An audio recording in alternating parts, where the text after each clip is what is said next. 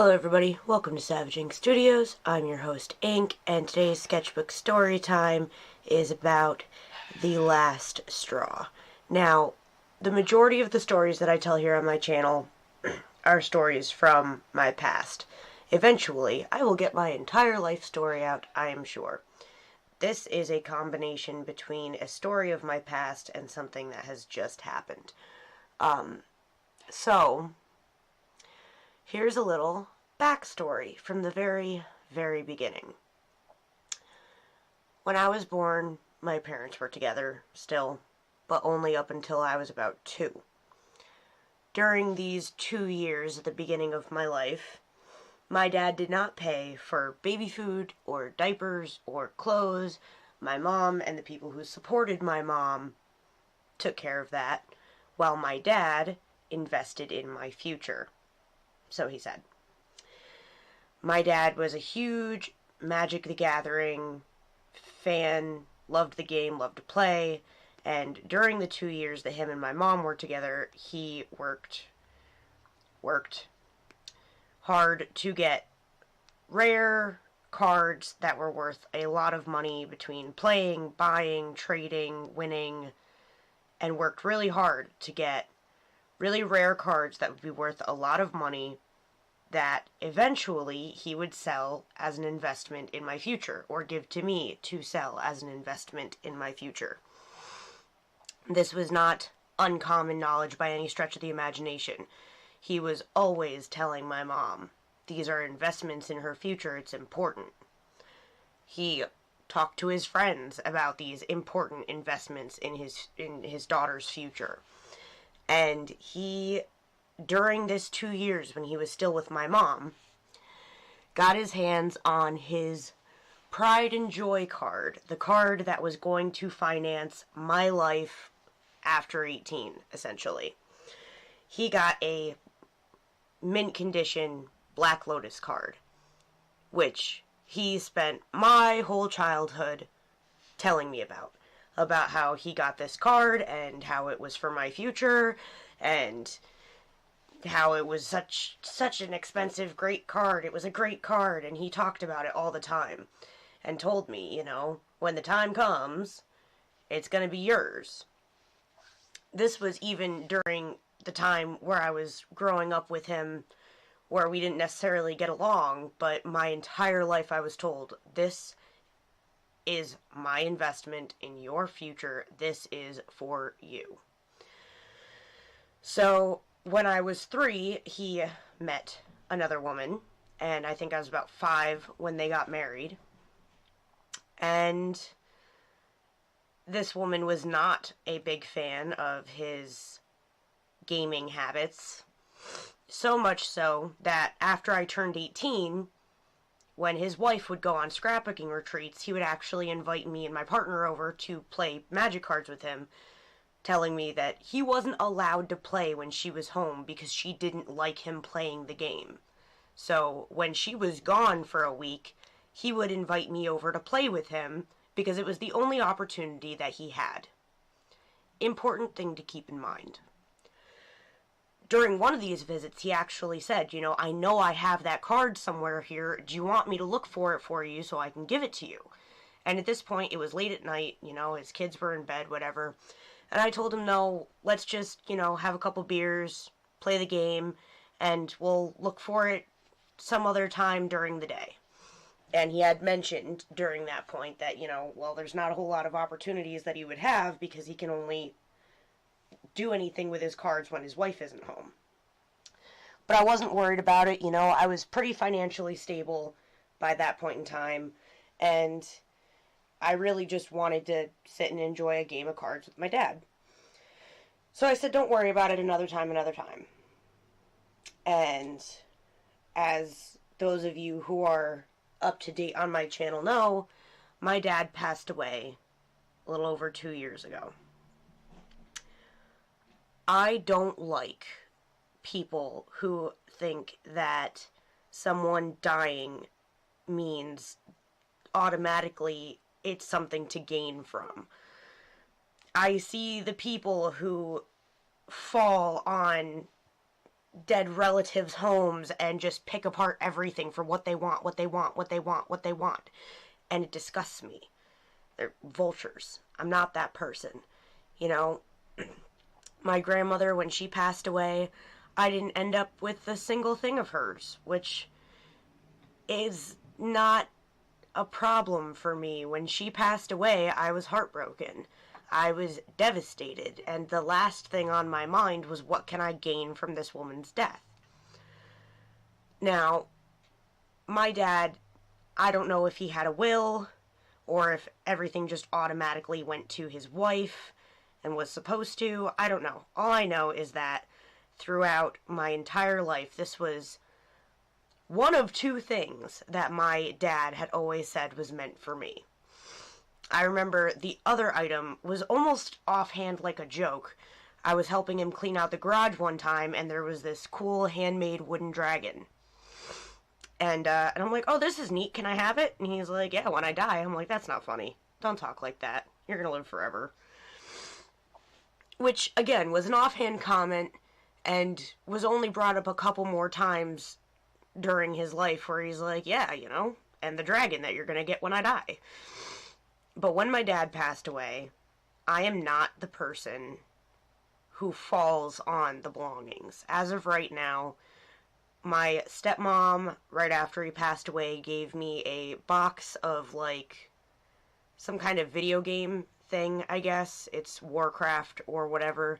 I've watched the DVD from it. I've, flipped through the book, but mostly it just sits on my shelf. I don't play video games. Not a big deal, whatever. A t-shirt and a hat. I did not ask for that Black Lotus card because I am not a vulture and I'm not going to use someone that I love passing away as an opportunity to try and gain for myself. But everybody knew that this card that he had before he even met the woman that he was married to was something that he had always, since I was a year old, meant for me. And while I would not have shown up at her home and demanded that it be given to me because I am not that person, I never intended to ask for it. But I guess, if I had thought about it, I guess I would have hoped that had it been found, that it would go to me. It was always meant to go to me. It was the one thing that my dad had been proud of, that he had done for me. So, last week, I don't really talk all that much to my stepmom. Now that my dad's gone, there's not a whole lot to say. I was treated very, very poorly as a child. It messed me up pretty badly. You can listen all about that in the Pain and Privilege video. And there's just not a whole lot there to say. However, I never cut off contact, because the kids, we're not as close as I am with my mom's kids, but I didn't want to cut ties with them. They never did anything wrong, really. And during one of my last visits, I found out that my youngest brother there was going to be going through some of the same things that I went through as a kid. His sexuality and identity is not the norm, and I sort of assumed that I'm kind of the only person that this kid has access to who's going to know what he's going through. So I never really wanted to cut ties, even though I wasn't comfortable really going there or talking to my stepmom, because there is nothing really to say. But I got a message last week from this woman who hasn't really spoken to me in, months, because there's not a lot to say, asking me, did you see the picture that I posted of your brother with Dad's Black Lotus card? I didn't even know that he had one, and pretends to be all interested in the game, which just sets off like all 7 pits of hell within my body, these infernos of flaming rage and hatred. First of all, you hated the game. You hated that he played. You did not allow him to play in his own home as a grown man because you didn't like the game. So don't sit here and act like you're interested or that you ever supported his hobby, because she didn't. Second of all, I'm not stupid, okay? I might not be freaking brilliant, but I'm not stupid. So don't sit here and tell me, I didn't know that he had that card, while you rub it in my face that the one thing that my father meant for me to have, you gave to your other son. Which, again, the amount of resentment that I have towards what they were given versus what was withheld from me. Even just, like, basic human decency is something that they gave their children that I missed out on, that, yeah, I'm a little resentful of. And that was it. Just the infernos within me. Just, it was the last straw. I responded briefly to her saying, yeah, I knew that he had it. Of course I did, because he got it when he was still with my mom as an investment in my future.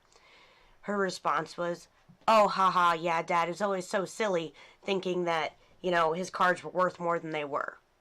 The very last message that I sent, and what I hope will be the very last message that I ever send her, was simply a screenshot of how much that card was worth. Because he wasn't full of crap. And no, it's not enough to buy a house, but it is enough to help. Quite a lot. Quite a lot.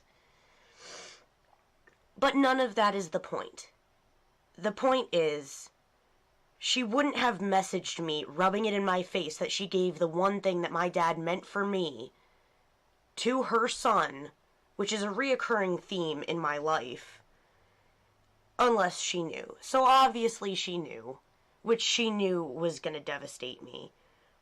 And acting like she's all interested in the game, which she would know, is going to infuriate me, because it's one of the only things that me and my dad really had in common that we could have bonded over, and she banished it from the home for bullcrap reasons about, religion and its magic and its violence, and it's like, suck my dick, lady. Seriously. And the rage, I'm serious, my hands are shaking talking about this right now, because of everything that this woman robbed me of my whole life. Of everything that was taken from me. Again, with the pain and privilege video, if you go back and look, my dad didn't want me as a kid. I respected that as a young kid. I knew he liked to make babies, he didn't necessarily like to keep them. He would have been more than happy to let me stay with my mom, who, despite all of her mistakes, loved me. And when I was with her, she made damn sure that I knew that she loved me and wanted me. And my stepmom encouraged my dad to go to court and eventually took me away from my mom. Not because they wanted me, but because they didn't want my mom to have me.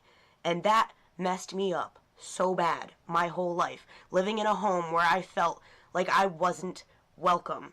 Being torn away from the family that I had, that I loved, so that she could win. What else is there to say? And as an adult, I've tried so hard to push back the resentment and the hatred and the misery of what happened to me as a kid, and everything that I had to go through, and all of the emotions that I still have trouble working through as an adult. Of all of the horrible things that happened to me as a kid, growing up in that home is the one piece of resentment that I cannot let go of. It is a regular thing that just fills me with all of these ugly feelings. And I don't want that for myself. Like, I know that I sit here and I bitch a lot, but this YouTube channel was more or less, when I started it, I wanted it to be not only funny life stories that could make my viewers laugh, but, again, with the pain and privilege video, this woman confiscated my only positive coping skill. She took away my ability to journal, It was the one thing that I could do that was healthy to get my feelings out. And even to this day as an adult, I haven't been able to pick it back up again because of the ugly feelings attached to working so hard and filling all of these books with all of my feelings and then having it ripped away.